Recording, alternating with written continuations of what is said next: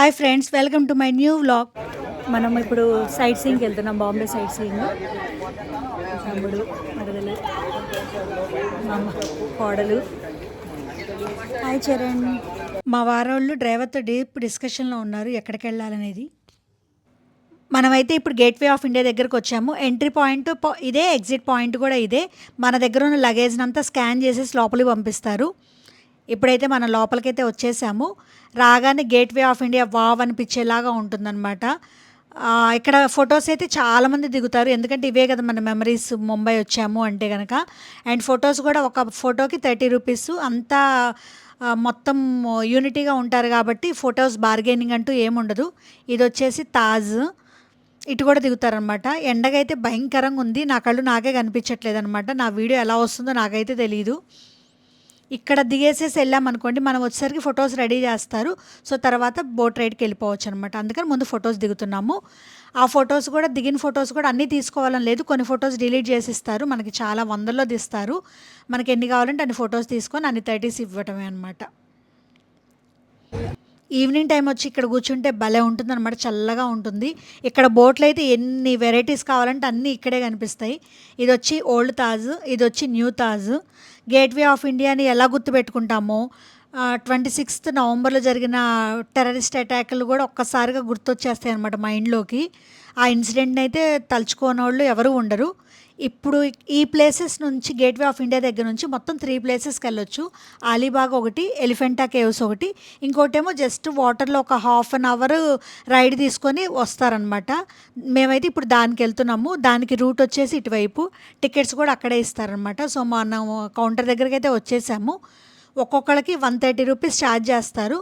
మొత్తం ఇది ఒక ½ an hour ride.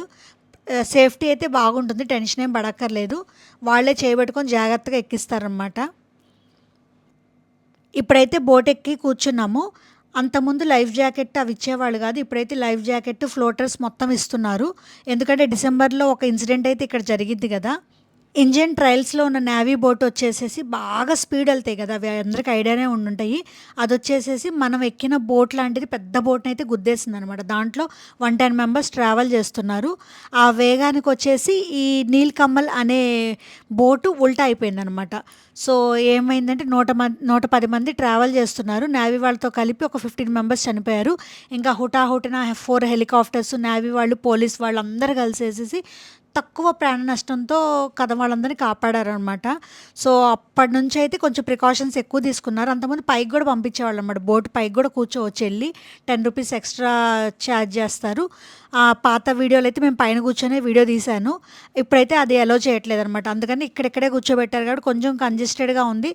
But okay, మన కోసమే కాబట్టి ప్రికాషన్స్ తీసుకున్నారు కాబట్టి మనం కూడా ఫాలో అవ్వాలి. వీళ్ళైతే మనోళ్ళు అందరూ హాయ్ చెప్తున్నారు. స్టాండర్డ్గా ఆడే ఉంటాయా పెట్టడానికి తెచ్చడానికి.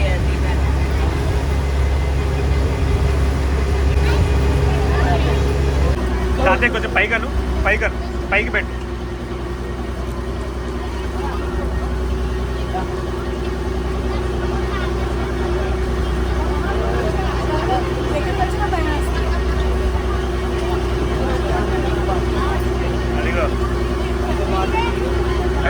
క్యాచ్ దగ్గరకు వచ్చినప్పుడు క్యాచ్. అదిగో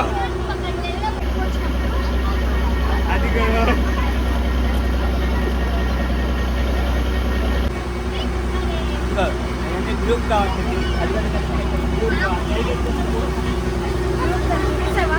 అదిగో ఇక్కడైతే మాత్రం ఒక చిన్న మిస్టేక్ అయితే జరిగింది. ఇక్కడ ప్యాకెట్స్ అమ్ముతున్నారు అన్నమాట, కుర్కురే ప్యాకెట్స్.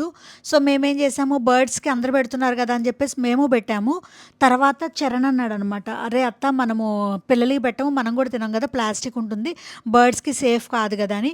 సో తెలిసి చేసింది అయితే కాదు, తెలియక చేసింది. సో ఇంకా ఫర్దర్గా ఎవరు పెట్టొద్దు అని చెప్పేసి చెప్పడానికే నా ఇంటెన్షను. సో తప్పు జరిగింది, సారీ చెప్తున్నాను అందరికీ. రైడ్ అయితే మాత్రం అందరితో చాలా సరదాగా గడిచిపోయింది. ఇప్పుడైతే మేము బయటకైతే వెళ్తున్నాము, ఎగ్జిట్ గేట్ దగ్గర నుంచి. ఫొటోస్ అయితే తీసేసుకున్నాం అనమాట.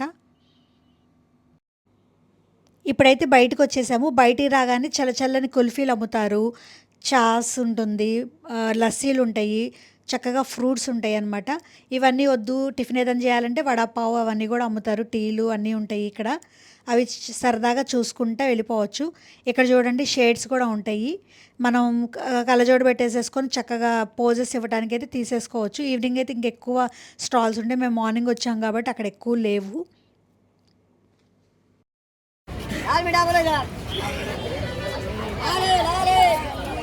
మనం తెలుగోడవని అర్థమైపోయి ఆయన రావాలి రావాలి అని పిలుస్తున్నాడు ఫ్రూట్స్ అతను.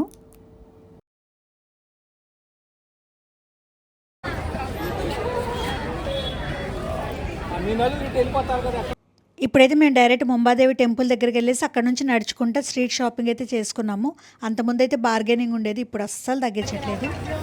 100 రూపాయ బోలేనా ఆక్సిడైజ్డ్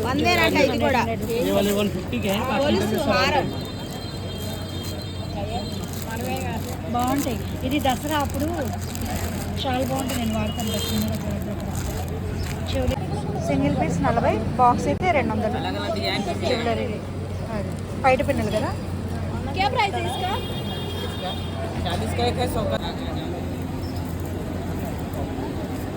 రూపాయలు.